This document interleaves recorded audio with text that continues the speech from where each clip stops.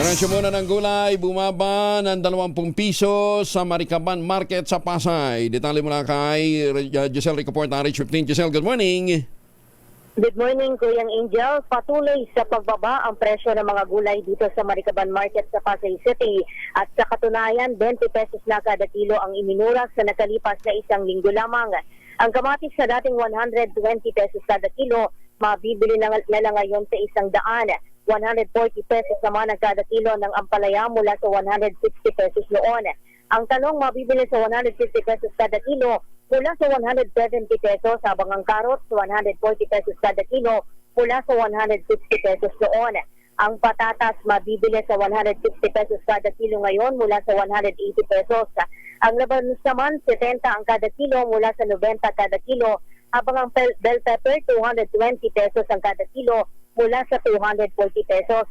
Ang labuyo nagmura din sa 250 pesos kada kilo mula sa 270 pesos. Ang siling pansigang 110 kada kilo mula sa 130 pesos noon. Ang patola naman 85 pesos kada kilo mula sa 130 pesos kada kilo. Ang kalamansi 130 pesos kada kilo mula sa 150 pesos.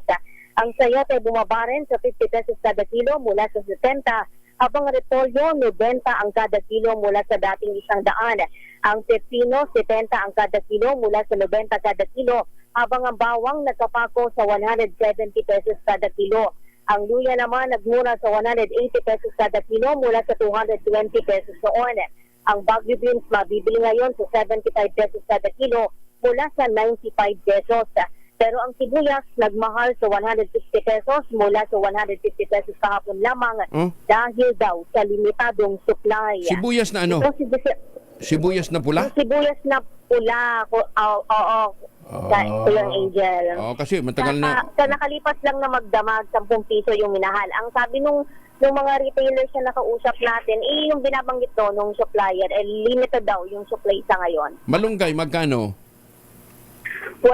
Tatanungin natin kung magkano ang malunggay nila. Sabagay, wala masyado yata nagbibenta ng malunggay dyan. Ang malunggay ninyo, 10 piso pa rin ang kada tali.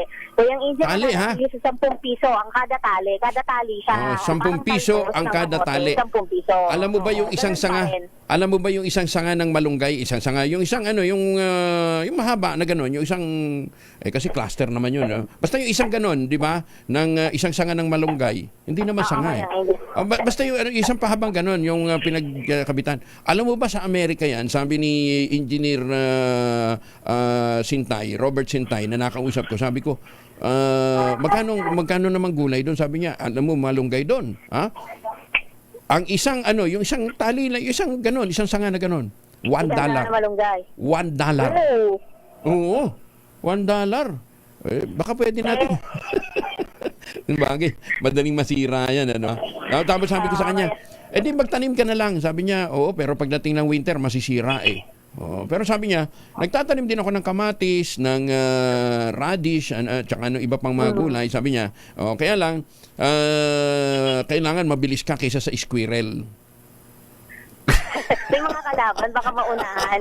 Sa likod bahay namin, Kuyang Angel, na-harvest ko lang yung na yan, ng malunggay na yan eh. Ba talaga?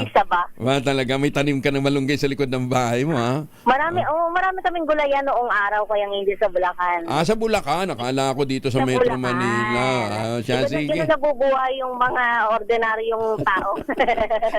Bumakasa sa tanim-tanim. Thank you, Giselle. Salamat, Kuyang Angel. Ito si Giselle Ricaport para sa DZRH, una sa Pilipinas, una sa Pilipino. Pero alam mo ninyo, thank you, Giselle.